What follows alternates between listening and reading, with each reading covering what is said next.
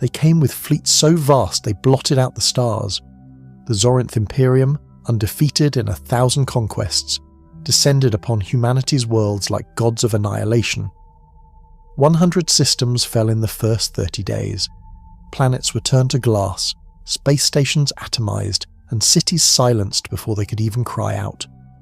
The rest of the galaxy watched in silence, certain of the outcome. The Zorinth had never lost. They were ancient, calculating, biologically immortal, and utterly devoid of pity. No species had ever withstood their armadas. They called it the final subjugation, the last war humanity would ever fight. But we weren't like the others. When Earth's capital on Luna burned, when Mars choked under chemical storms unleashed by orbital dreadnoughts, when millions of colonists died screaming in the void, we did not kneel. We did not surrender. We remembered who we were, what we came from, what we'd already survived.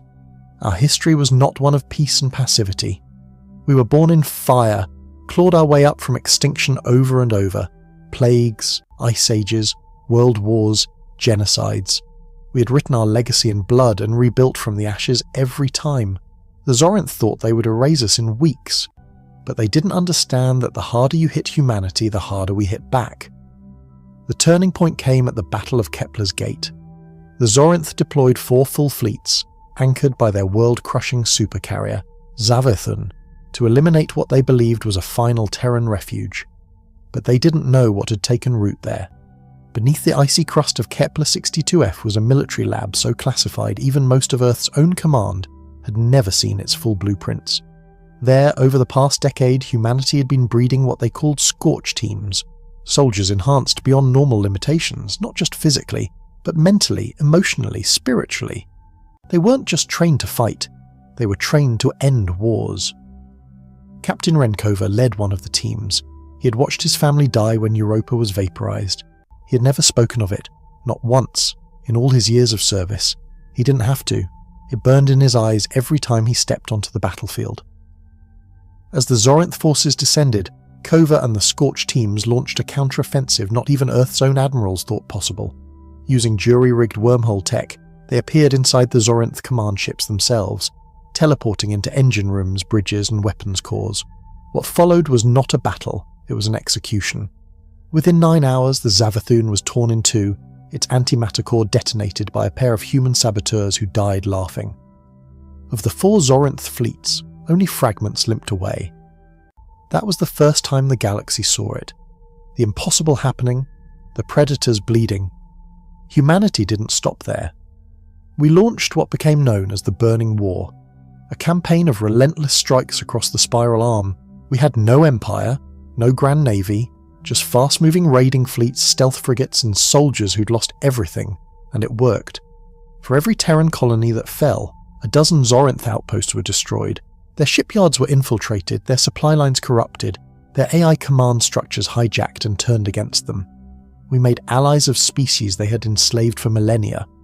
We promised them not safety, but revenge. The Torelli, the Vormak, even the insectoid Tanal joined us, not because they loved us, but because we taught them how to fight. Everywhere the Zorinth turned, humanity was already there, sabotaging, ambushing, setting traps in the dark. Our soldiers learned to use the very technology the Zorinth had lorded over us, adapted faster than any species ever recorded.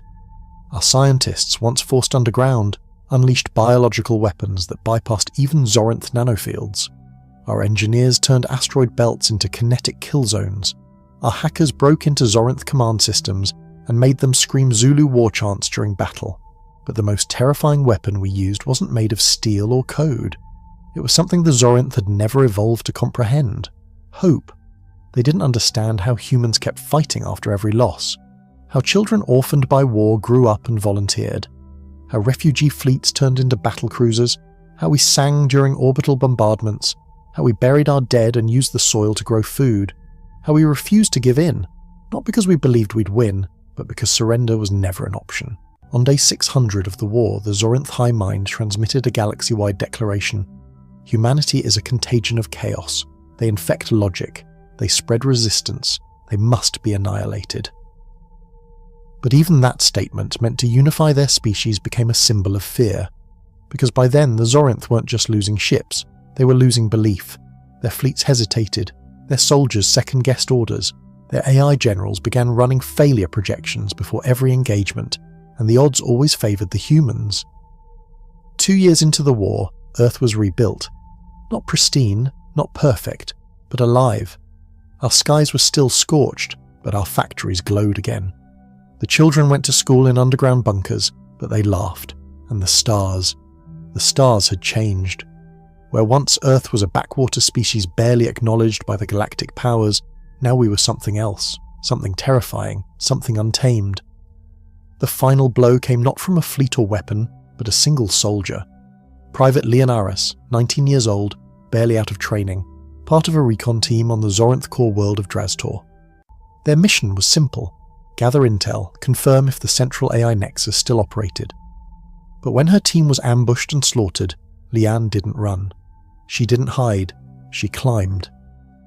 Through boiling vents, magnetic storms, and the ruined corpse of a mile-high AI tower, she reached the primary conduit and uploaded a simple virus, something cobbled together by a dead engineer 2 years earlier, dismissed by command as unstable. It worked.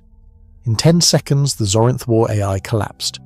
In 30, every ship still connected to the network lost guidance.